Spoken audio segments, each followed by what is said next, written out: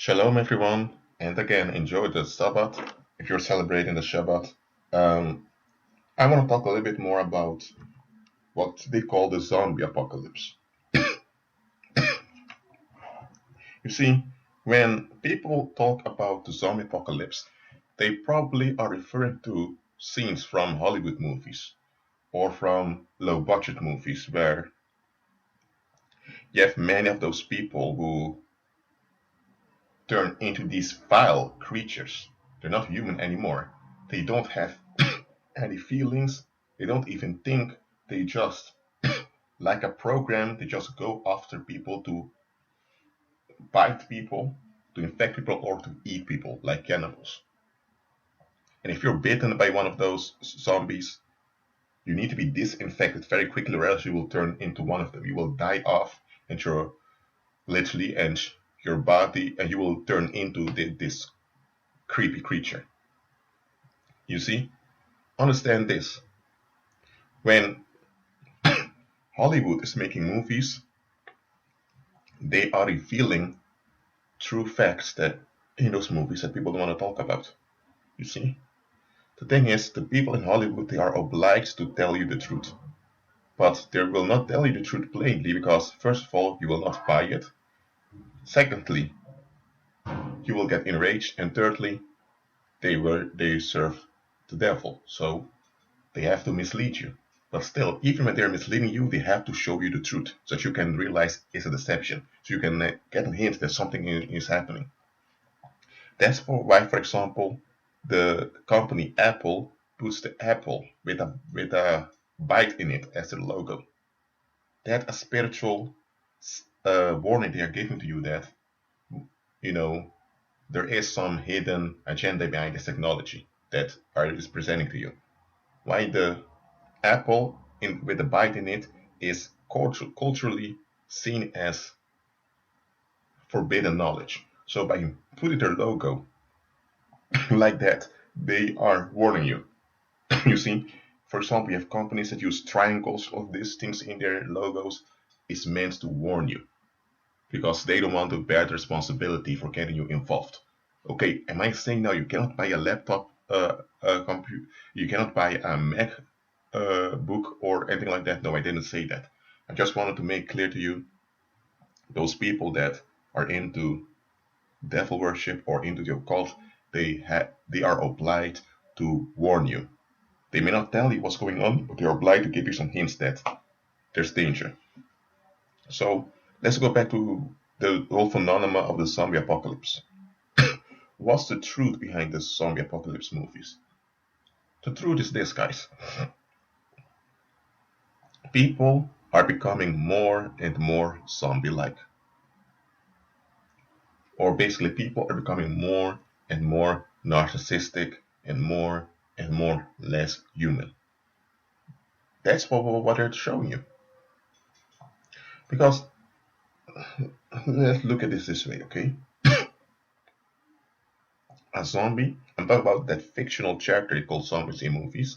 A zombie is a former human being, but only the body has survived. The real individual inside is gone. So there's no human inside the body, but yet the body is still operating, and the body is attacking other human beings who are still fully human. And once you're affected by one of them, you'll die too, and sure leave the body, but your body will remain your body will remain alive, but you won't be there anymore. You're dead. That's basically what the Bible calls dying twice. You see, the second death is the lake of fire, but to die twice simply means that, you're gone. It means that you've become a reprobate. It means that, God is through with you. You see, there comes a point when the Most High will give you up if you persist in iniquity, if you persist in evil doing. Because listen, the more you resist the Holy Spirit, the more you resist the truth, the worse you become. Then there comes a point that God will let you remain with your iniquities, and those iniquities will finish you off. And in the lake of fire, in the second death, you will go through that destruction over and over again. So God is not going to hit you or harass you, do anything to you. God will simply give you up to destruction. And what they are showing you in those Hollywood movies and also those other movies about the zombie apocalypse is basically that people today are becoming more and more reprobate. Moral restraints are not encouraged. You see, especially when it comes to human sexuality, or when it comes to human violence, restraints are being lifted. The global culture is now a culture of do as thou wilt, a culture of do whatever you want, it's your life, nobody's responsible for you. It's basically a culture that denies human obligation, human accountability, and human responsibility for one another. You see? And you see this working out through feminism, through individualism, through Marxism, all of that. People are literally losing their individuality. There's a difference between individualism and individuality. As a human, even though we are social creatures, we need individuality.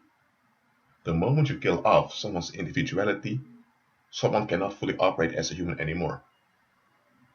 They've basically become like a machine in a factory doing their part. And that's how many people have become. Most people, they wake up, they brush their teeth, they shower, put on their clothes, go to their jobs from 9 till 5, doing this, and then they go home again. And when they're home, they eat. Maybe if they have a sex partner, they have a little bit of sex to relax, and then they go to bed. And this is repeated day after day. Only weekends is there a break when they go to a bar or to a disco to refresh, to release all the stress and negative energy, and then they go back into the regular system again. And once a year, there's this thing called summer holidays, and they go on vacation maybe. And even on vacation, they do the same thing, not with a job, but with drinking, getting drunk, and all of that. And after about 40 years, when they're in their 60s or 70s, they're totally worn down, they die before their time and it's over. You see, they've served their purpose in the machine called society. They've been exploited, they exploited others. Now they're gone. You see, that's how most people are today. You see, there are humans, okay, don't get me wrong. I'm not dehumanizing them.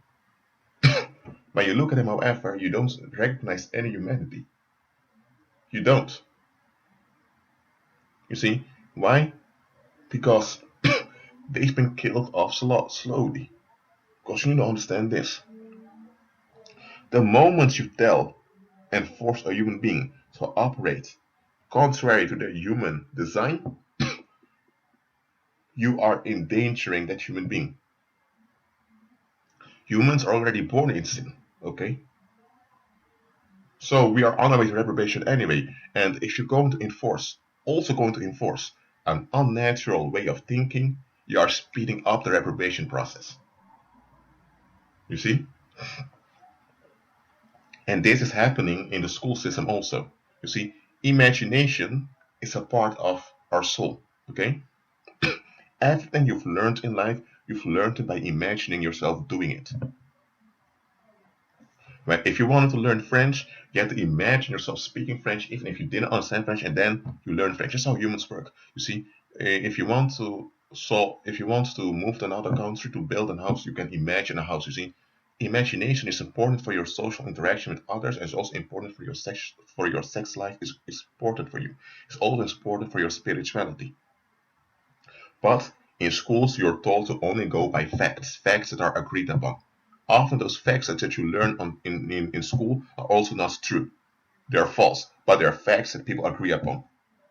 And you're told and traumatized to agree with those facts. That's why you have exams. You see? And you're thinking, I need to pass this exam to get my degree or to move on, or else I won't get a job, or else I'll be ostracized, will be rejected. So to avoid emotional and physical pain, because emotional pain will always cause physical pain. In order to avoid that, you agree with the facts that the society agrees upon. And after you finish the exams, you went through the hell, then you receive a paper or some ceremony in which they celebrate you. You've graduated, you've grown up. And now you feel proud because you went through something, and now you're going to hold on to that feeling of pride that you've accomplished something. And because of that, you're going to look down on others who didn't pass through. And you're thinking, well, I've grown up. I've moved on with life. I'm an adult. No, what you don't realize is that you've just been initiated. You have been initiated without being aware of it. And you don't realize the effects of that initiation immediately. But because they've killed off your imagination, you're damaged in that area, you will also act damaging in your sex life, you will be acting damaging in your spiritual life and also in your social life. And when the years pass by, all those areas of life will become like a ruin, and your way of thinking will become more and more dark. You will resist anyone that tells you that something's wrong with you. And because you begin to resist those people that tell you the truth, you are now cooperating with your own damnation. And before you know it, after about 10 or 20 years, you're gone. You've turned into a zombie. You see, I'm not saying that you have literally died and your body is taken over by demons. I'm not saying that. I'm saying is you are there in the body, but it's the same as if you're not there, because you're not alive. You're there, but you're not alive, and spirits are using you to operate through your body. And this process of turning into a zombie, it can go very quickly. Some turn into zombies already in their 20s. For others, it takes years, till they're in their 50s. Just understand this. More and more people, millions and millions, are turning into zombies. And this is what you need to understand. A zombie is a demonic human. You cannot really consider them fully human anymore. They're human because they are born human, but in operation, they're not human. They're like devils. And people that are zombies, they don't have real emotions, they don't have real feelings, they don't have real attachment. They're just like um, they're just like parts of a machine, wheels in a machine. You see? Imagine it like this: you have a hamster that's riding on a wheel in a cage, and now, while the hamster is running, a scientist plugs in an electronic device that will make the wheel spin. So first it was the hamster that was making the wheel spin, but now the wheel is spinning by a machine.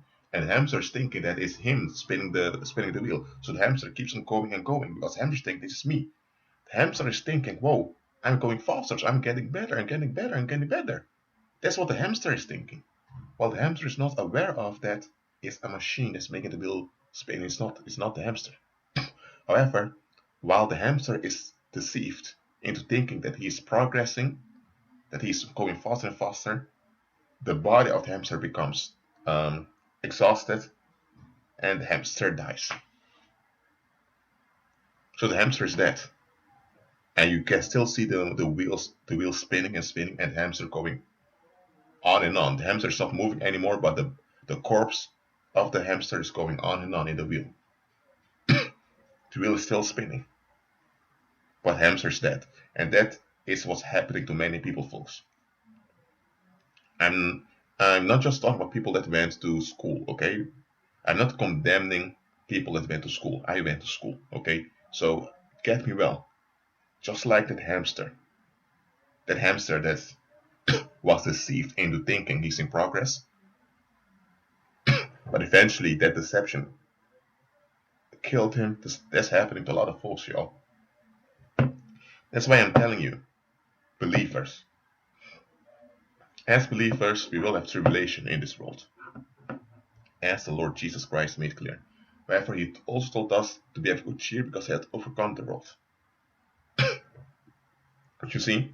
And because of that, we should never, ever feel bad when we see circumstances not going well with us, and at the same time we see things working out for unbelievers or for people who have vowed themselves against God, for people who are Satanists, people who worship demons.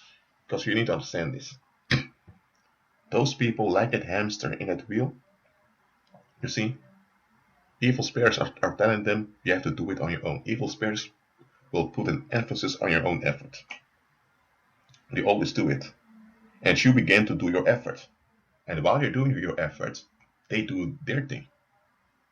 So it's not really your effort that's doing anything, it's them doing it on your behalf. But they're using the negative energy of you stressing out to do it. So you're basically providing negative energy for those spirits to operate. But eventually what's happening is the spirits are doing it. So you may get a great career, you become a millionaire or some other things, stuff is going well, but you're the one thinking that's you doing it. No, just like that hamster spinning, running in that wheel, you are providing energy. In this case, negative energy to those spirits. And then after a while, when the spirit has done their thing for you, you become trapped in that thing you have. So you'll invest more effort and more effort.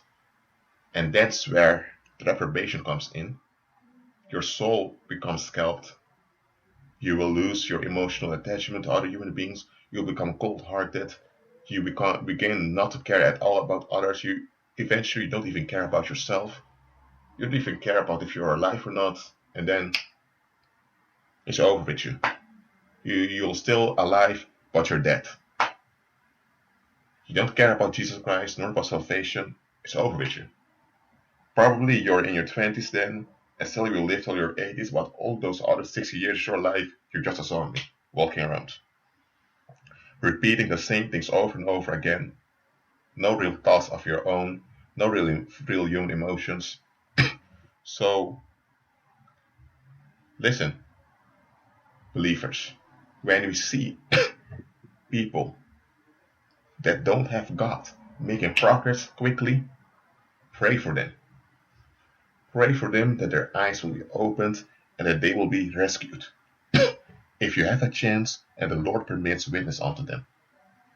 Listen, they are having their hamster right now, but they are not seeing what was intended. You see, because you understand this. Everything, every progress, and every award the world will give you, there is a plague and an accusation attached to that award. Think about it. Every award the world gives you, there is an accusation attached to it. And you were commanded to disprove the accusation in order to get that reward, to get that award. However, because you operated under accusation to get that award, there is a plague attached to it. You see? I'm going to give another short example of how you can illustrate this the best. In the year 150, I believe. I can be wrong, but it was something in that era. Anyway, in the 2nd century AD, between 150 and the AD and 160 AD, there was a Roman emperor. The Roman Empire was at its peak at that time. There was a Roman emperor that decided he is going to annex the Parthian Empire. The Parthian Empire is what we today call Iran. And there was no need for the Roman Empire to annex the Parthian Empire because the Roman Empire was far more powerful and more dominant than the Parthian Empire. Strongly, the Parthian Empire was dependent economically upon the Roman Empire. So the Romans had a dominance upon the Parthian Empire anyway. Yet this emperor decided, I'm going with 3 legions. 3 legions are about 30 till 40,000 men as an army. I'm going to cross the Mediterranean. I'm going also to cross through the Middle East. I'm going to Parthia, which today Iran, and I'm going to conquer that area. And yes, it happened. They conquered Parthia.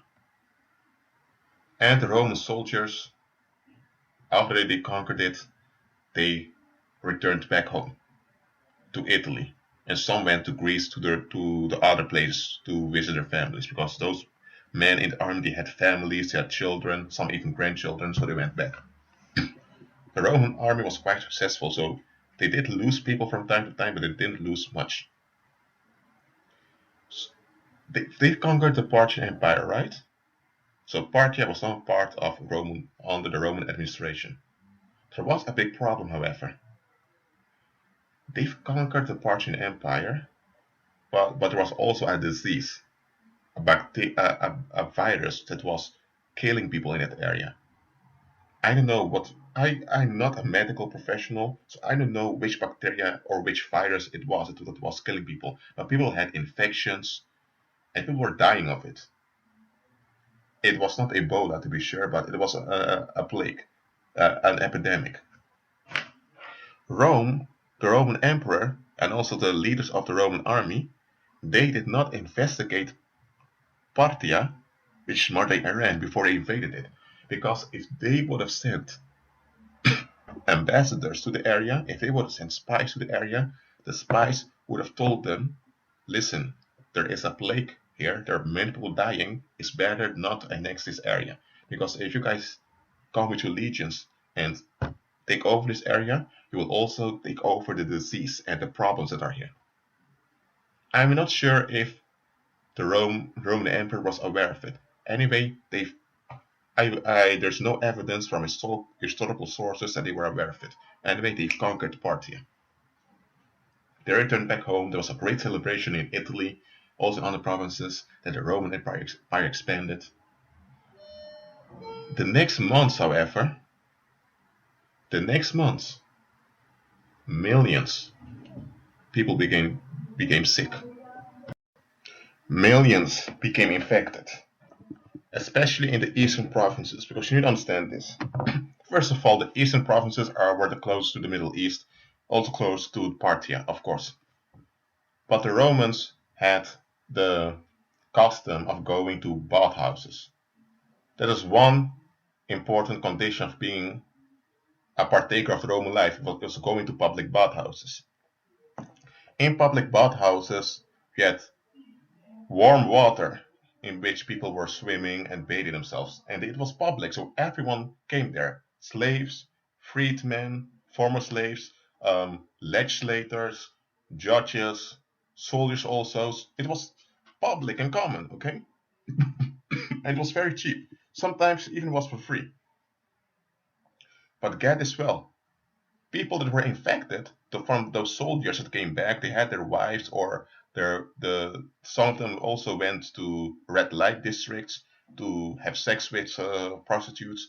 So those Roman soldiers were infected. They came back and infected others, and the infected ones also came in contact with others, also in those public baths, and many people became infected in that manner.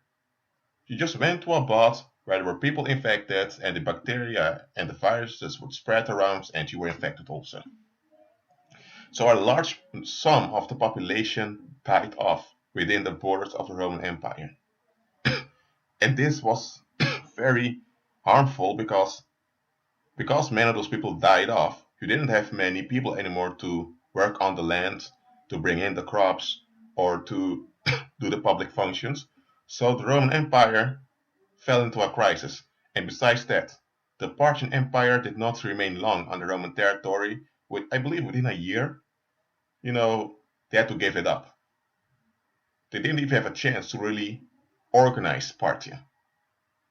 So that's what I want to tell you guys. Not every change is an improvement. Many people, when they enter college, or when they finish college, or when they get a new job, or when they recently get married, they they enforce all kinds of changes. They think they have to enforce all kinds of changes, and they're thinking, I'm going ahead. But let me tell you, not every change means improvement. You see, there are a lot of changes that society expects us to make, and those changes appear to enforce maturity into us. But when you look at it carefully, what those changes are doing is those changes are killing you. It's not killing you immediately, okay? But think about it as a frog. When a frog gets into a glass of water, the frog will have a good time. If the if the frog jumps into, for example, in a glass of water that is boiling hot, the water is boiling hot, the frog will jump out immediately because the frog will die in that boiling water. The frog is not stupid, but let's say you put the frog into water that is not boiling but it's a little bit warm. The frog is very comfortable, and little by little you light the fire a little bit higher and it begins to boil. At the point that it begins to boil, the frog may feel at unease, but the frog will not think that something's wrong. And when it's boiling hot, when it's really boiling, the frog is already dead. See, that's what's happening to many people. Not every change means improvement, and that's something young people, especially young people, need to learn. And not not every conquest means success. I need to say rephrase this. I've given an example of the Roman Empire taking over a large territory, but they didn't add glory to themselves. They only received a disease that killed them off for a large part. So not everything that is added onto you is a blessing. Let me repeat that. Not everything, not every gain is a blessing, guys. Sometimes it's a blessing to lose stuff. Sometimes it's a blessing when people say no to you. Sometimes it's a blessing when you don't get what you want. Why? Because the Most High has something better. You see? For example, about those Romans, if the Roman Emperor and the Senate and the people that governed the Roman Empire would have just waited for a while, they would have realized we're not going to take over the Parthian Empire, even if they are at a weak point now, we're not going to do it. Okay? And if they wanted to expand Roman influence, they could have gone further than Parthia towards India, towards the Indus River, and they could have taken over that. You see? It was, but they were operating in pride, thinking we are the great Roman Empire, so it will work out. We will do it. And yes, they did it. And in pride, they succeeded. But that succession of them caused them their downfall. Okay? Pride goes before the fall. That's what the Bible is also making clear. So, that being said, you all, further enjoy your Shabbat. Keep on praising the Lord. Keep on praying and fasting. Shalom.